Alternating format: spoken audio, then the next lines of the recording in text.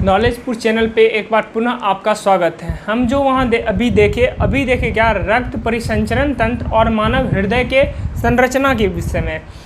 और अभी जो हम बात करेंगे तो मानव हृदय की संरचना में हमने क्या देखा, उनका चित्र देखा, जो कि आप यदि उस चीज़ को यदि वो बिहार बोर्ड में यदि सिर्फ संरचना पूछती है तो आपको 5 नंबर में भी संरचना पूछ सकती है। और यदि मानव हृदय की संरचना का आप चित्र बना रहे हैं तो उस संरचना का यदि वर्णन पूछ दे तो आप किस तरीके से अपने लैंग्वेज में लिख पाएंगे। जिस तरीके से हमने आपको बताया उस चीज़ में आप उस चीज़ को भी लिख सकते हैं, या इस 5 पॉइंट जो कि अच्छे पॉइंट है उस चीज़ों का हमने यहाँ नोट करने के विषय में सोचा। और उसको देखिए किस प्रकार से मानव हृदय एक पंप की तरह कार्य करता है। तो पंप की तरह ये क्यों कार्य करेगा, साधारण सी बात है। अब एक बात बताइए, किसी भी चीज़ को हम सक किए मतलब कि उसको खींचे और उसको क्या किए, छोड़ रहे हैं, तो ये जस्ट लाइक पंप हुआ।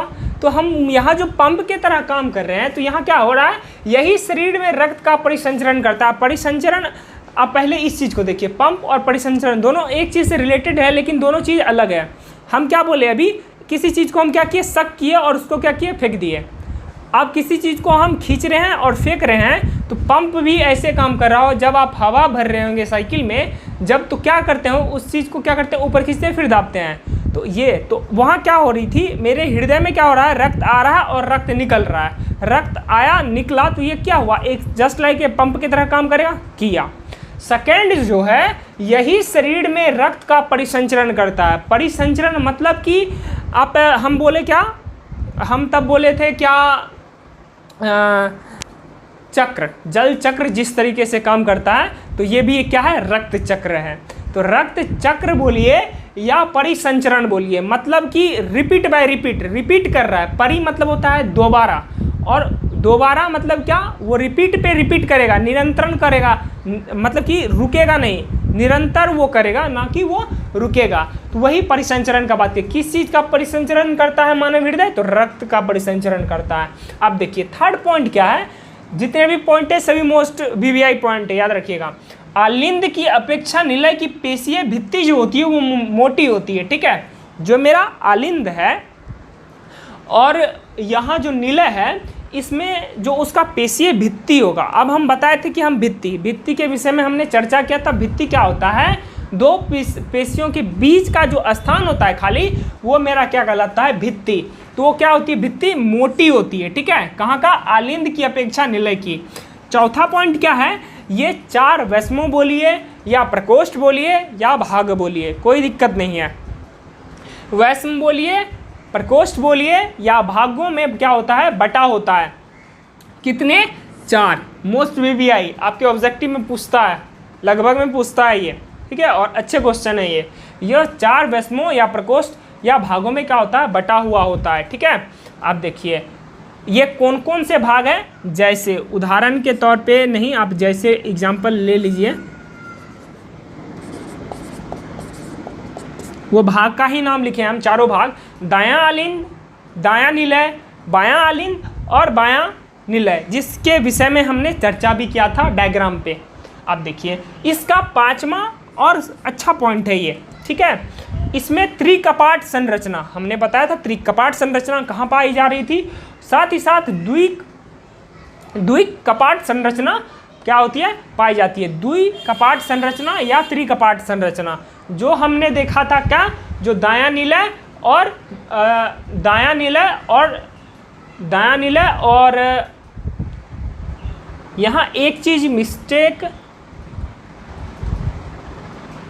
है, उस चीज को नोट डाउन अभी सही है, ठीक है। ये दायां आलिंद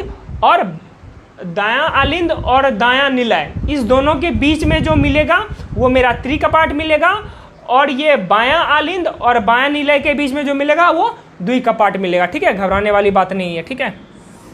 इसके बीच में एक पाया जाएगा और दूसरा इसके बीच में पाया जाएगा, ठीक है। तो ये क्या करता है, ये भी मदद करता है। किस चीज़ के लिए मदद करता है, मेरा रक्त को एक भाग से दूसरे भाग में पहुंचाने के लिए। इसी रक्त में जो रक्त का परिसंचरण करेंगे उसमें हमने क्या देखा था, मुख्य रूप से 4 भागों को। एक भाग है जिसको कि निगलेक्ट करके चला जाता है, बहुत सारे आदमी जानते भी नहीं है उस चीज़ के विषय में।